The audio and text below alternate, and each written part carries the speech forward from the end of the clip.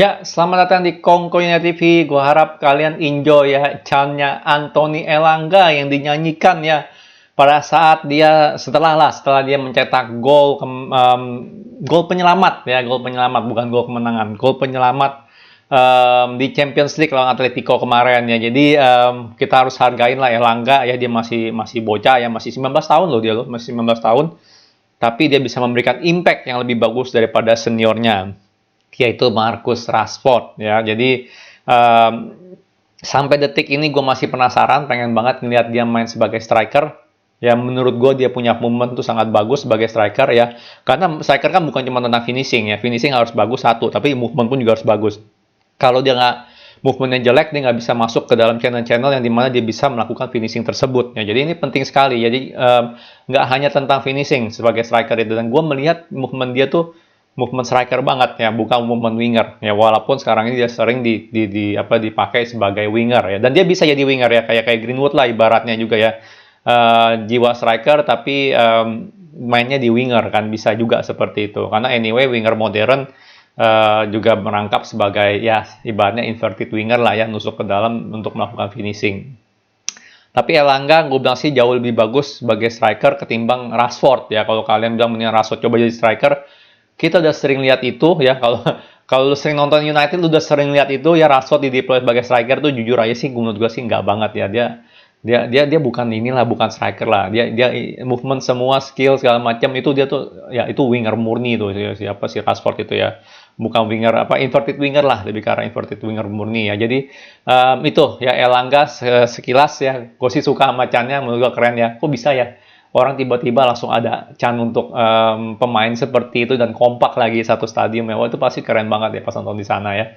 Oke, anyway, gue bangun ya video kali ini gue pengen ngomongin tentang prediksi ataupun preview match antara Manchester United melawan Watford ya. Watford yang mengalahkan kita ya di pertandingan pertama di kandang Watford ya. Sebentar kita lihat Watford masih jukun gak nih? Watford masih jukun ya. Apakah kita akan kalah lagi atau enggak nih pertanyaannya? Tapi gue sih jujur ya, gue melihat kita ini ada momentum, lagi ada momentum. Tar sabar dulu, jangan roasting gue dulu ya. Maksudnya momentum tuh gimana ya?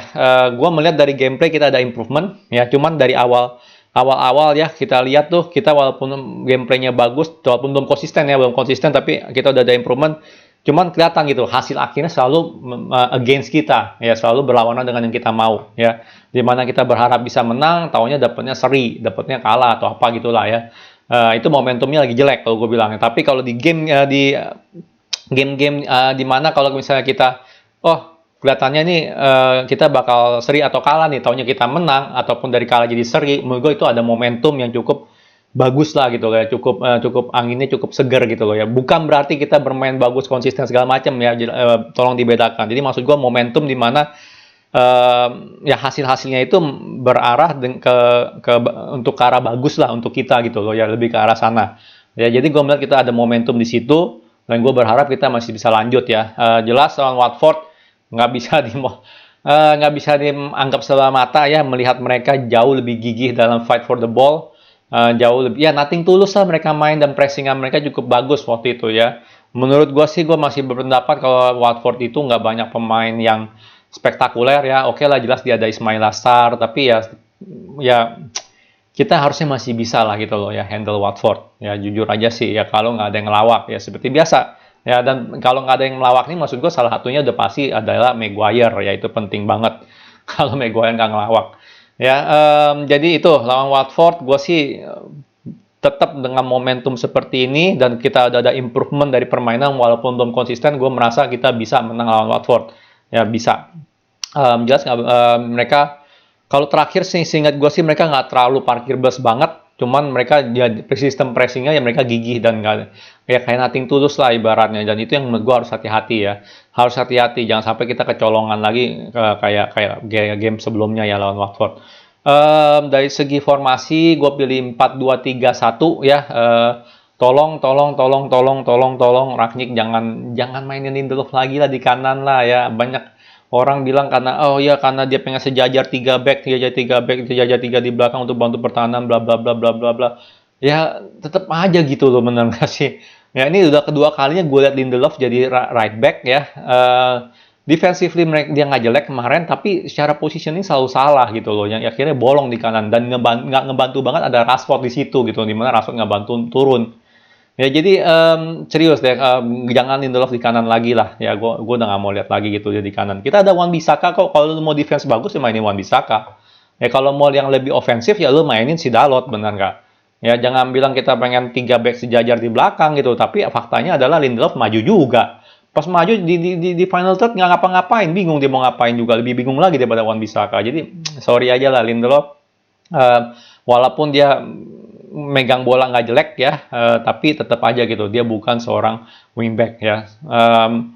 Untuk kiper gue pilih De Gea ya, semoga De Gea bisa menjadi performanya cukup bagus lagi gitu ya, balik ke bagus lagi, karena gue melihat di dua game terakhir ada sedikit lawak-lawaknya lah, tapi gimana pun juga dia masih Superman kita ya, masih dalam arti menurut gue sih dia bisa jadi player of the year kita lah musim ini.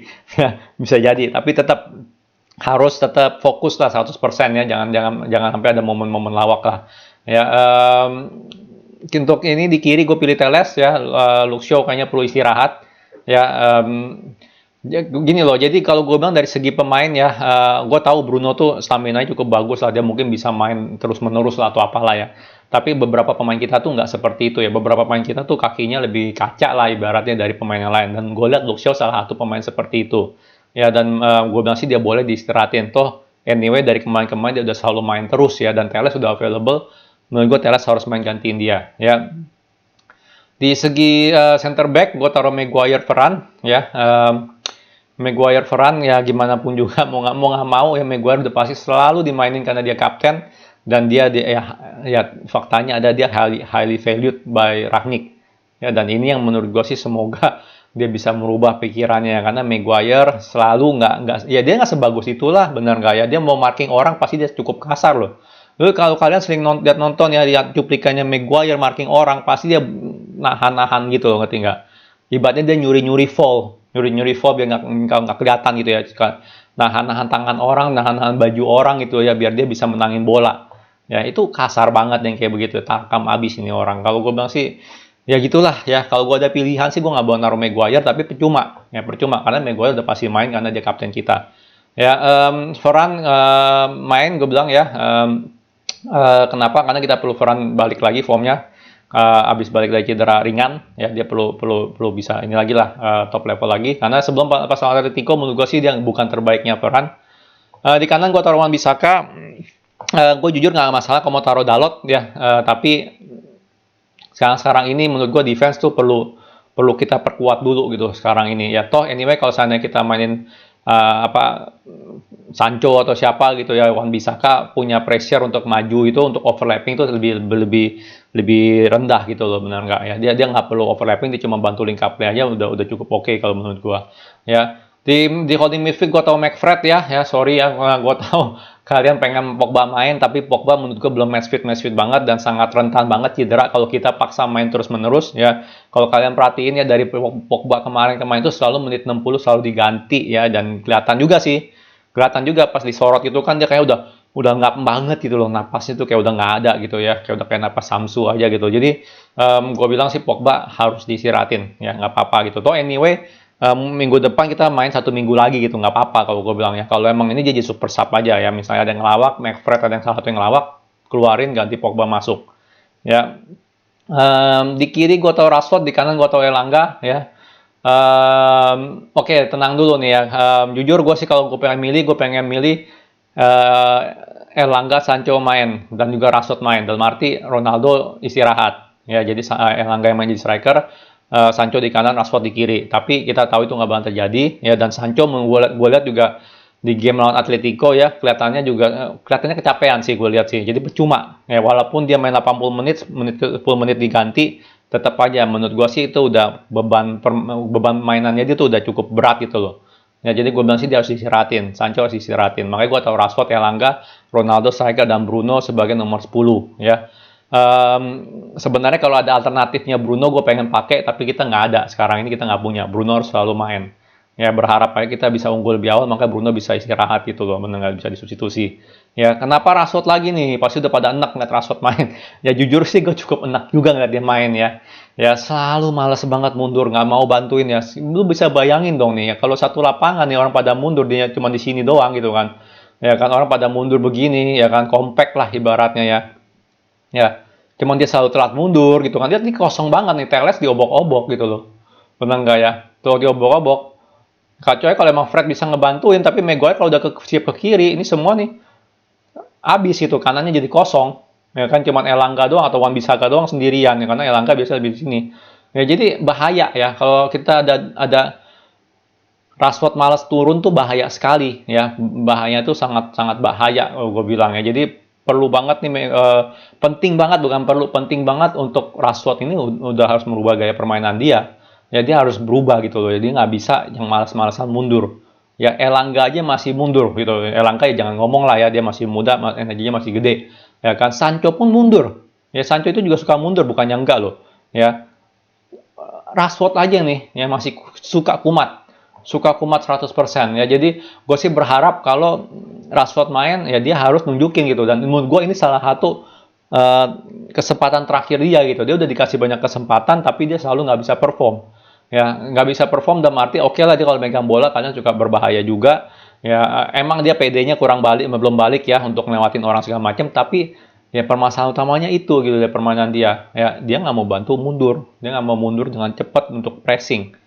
That's a big problem kalau menurut gue di kita ya. Dan semoga aja lah Rashford tandanya main, dan kita perlu dia gacor sih jujur sih ya. Kita nggak bisa cuma ngandelin Sancho doang, nggak bisa selalu ngandelin Elanga doang ya kan. Elanga masih bocah anyway ya kan, dan ini tahun pertamanya Premier League-nya dia kan. Jadi penting banget lah gitu Rashford untuk balik ya. Kita nggak ada opsi lain. Greenwood udah nggak tahu kemana, Martial lagi loan di Sevilla. Jadi kita perlu Rashford, sebenarnya kita perlu Rashford untuk gacor lagi, itu penting sekali ya. Fernandes, Ronaldo juga nggak ada yang gantiin sekarang ini ya. Ronaldo mau gimana? Cavani nggak tahu kemana gitu, lagi masih cedera aja gitu tuh orang. Dan seandainya dia ini pun udah mulai latihan pun nggak mungkin langsung main ya kan, paling jadi substitusi ya. Jadi Fernandes, Ronaldo mau nggak mau harus main ya. Jadi ini pilihan pemain gue. Kalau dari segi prediksi skor, gue cukup optimis jujur aja. Kalau kita bisa menang, gue melihat momentumnya lagi rolling bagus ke kita ya. Sekarang gini deh ibaratnya, kalian lebih milih kita unggul 1-0 di babak pertama terus akhirnya seri gitu kan, atau kita misalnya jadi dari seri jadi menang gitu, atau enggak dari kalah jadi seri ya. Itu kan beda momentum ya. Gue sih lebih milih seperti itu ya. At least hasilnya itu menguntungkan di kita ya. Jangan kita udah menang oh tiba-tiba jadi seri. Wah, kan itu kan, wah momentumnya jelek banget nih, bener suwe banget gitu kan ya, bla bla bla ya. Jadi gue sih berharap seperti itu ya. Semoga aja momentumnya masih, kita harus keep the momentum up ya. Kita menangin pertandingan lawan Watford. Prediksi skor gua kita bisa menang. Skornya menurut gua sih bisa clean sheet nggak ya? Aduh, Maguire nih gue paling bingung deh. Kalau Maguire main, kalau dia nggak ngelawak sih, gue yakin sih kita bisa clean sheet ya. Cuman pertanyaan selalu itu, ini yang main Maguire yang mana nih ya? Maguire yang mana, yang banyak blunder ya kan, atau enggak ini nih ya. Jadi jujur gue kurang pede untuk dapat clean sheet. Kalau gue bilang sih kita menang bisa 2 gol sih, gue bilang kita bisa. Gue optimis bisa. Ya jadi kita menang. 3-1. Ya kita menang 3-1 dengan skor 3-1. Terus ada pertandingan apa lagi ya nanti ya, match kita lihat. Ini mainnya hari Sabtu ya, jam 11. Jam 10. Ya hari Sabtu jam 10. Gue nggak tahu disiarin nggak di SCTV. Cuman katanya sih kalau jam 9 jam 10 sih nggak disiarin ya katanya ya, biasanya ya. Yang disiarin di SCTV itu yang biasa jam 3-an. Ya jadi ya ini anyway gue nonton di Mola TV sih ya. Premier League, kita lihat Premier League ada match apa lagi. Tak dulu. Jadi ada Southampton, Norwich, Leeds lawan Tottenham ya. Tottenham lagi ini ya, lagi kacau nih ya. Soal si siapa Conte ya. Conte kayaknya udah mau nyerah gitu di Tottenham. Dan ini menurut gue sih kabar yang nggak bagus untuk kita ya. Kita tahu Conte itu favorit banget untuk sebelumnya lah gitu. Bukan favorit sih, lebih ke arah getol banget pengen ngelatih Manchester United, bener nggak? Cuman ya sekarang ini ya kita udah ada bakal ada Ten Hag segala macam, apa kita masih perlu Conte gitu kan. Dan kalau dia udah berhenti dari Tottenham, udah pasti dia coba ngeplay lagi ke Manchester United. Kalau dia coba ngeplay ke Manchester United lagi, ya kan bisa jadi dia salah satu leadingnya juga ya, bareng Pochettino atau Ten Hag ya. Gue sih berharap aja sih nggak terjadi ya, semoga aja ya. Semoga nggak terjadi. Gue nggak bilang Conte itu pelatih yang jelek, tapi ya menurut gue sih ya dia udah pernah gitu di Chelsea, ngapain kita pakai lagi gitu loh, benar nggak ya? Gue sekali lagi gue lebih pengen pelatih yang baru ya, gue pengen pelatih yang baru pertama kali di Premier League ya, walaupun ada resikonya tapi menurut gue faktor kejutannya juga gede ya. Jadi gue sih lebih berharap ke Ten Hag sih, jujur aja. Tottenham Leeds nggak tahu nih ya, tapi nggak bilang sih Tottenham harusnya menang lah ya, walaupun mereka lagi jelek formnya. Terus ada siapa lagi ya? Manchester, Watford, City, Everton. Wah, Van de Beek main lawan City nih. Tapi ya susah lah, Everton juga masih lagi dalam fase rebuild ya, under Lampard. Belum bagus-bagus amat ya. Menurut gue sih City harusnya menang ya. Chelsea, Leicester dipospon ya. Dipospon kenapa nih? Leicester dipospon, terus West Ham ketemu Wolves ya. Jadi paling nggak ada big match berarti ya, nggak ada big match sama sekali. Liverpool baru main kemarin lawan Leeds, menang 6-0. Ya nggak ada, Liverpool nggak main berarti minggu ini ya, jadi nggak ada big match ya, nggak ada match yang seru ya. Paling kita nonton MU lawan Watford aja deh kalau gitu. Arsenal lawan siapa nih? Arsenal lawan Wolves besok. Arsenal lawan Wolves ya, semoga aja lah kehilangan poin ya. Benar nggak? Kita lihat sama Tottenham udah kehilangan poin lawan Burnley. Kalau Arsenal kehilangan poin juga lawan Wolves, itu bagus untuk kita sih, jujur aja sih ya. Kita lihat Arsenal kan beda 3 game sama kita, beda 3 game, tapi dari segi angka ini cuma beda 4 ya. Kita 46, dia 42 ya. Jadi ya semoga kalah lah ya, semoga aja deh ya, kita ngarepin kalah aja deh. Ayo Wolf ya, ayo Wolf. Wolf juga 24 game loh, beda tapi susah juga ya. Nggak apa-apa lah, 24 game dia ke 23, mendingan Arsenal kalah aja. Jadi kalau Wolf menang 4-3, beda 3 poin sama kita dengan 2 game yang dimain. Jadi sebenarnya sekarang ini susah untuk melihat ya table Premier League, karena banyak game-game yang belum dimainkan ya. Cuman dari segi virtual kalau semuanya dimainin dan mereka menang semua, kita sebenarnya udah nggak top 4 ya. Ini yang harus hati-hati, dan kita harus berharap selalu yang namanya Arsenal, Wolf, dan juga Tottenham itu kehilangan poin. Tottenham tinggal 2 kali game, 39 sama 46 ya, 39 sama 46. Jadi kalau 2 game itu 6, 39, 45. Berarti Tottenham udah aman. Ancaman Tottenham kita udah aman, tapi ada ancaman dari Wolves sama Arsenal ya. Jadi ini harus hati-hati ya. Kalau Wolves menang 2 kali ya dia sama lah gitu loh, menang nilainya kayak kita. Tapi kalau Arsenal ini sebenarnya ancaman yang bisa nyodok kita ke top 4 ya. Jadi berharap aja besok atau ntar malam ya, berarti itu Arsenal kalah. Oke? Ya, kalau kalian berharap Arsenal kalah, jangan lupa di like dulu video ini ya. Oke, gue udahin dulu. Kalau suka jangan lupa like, subscribe, and thank you for watching.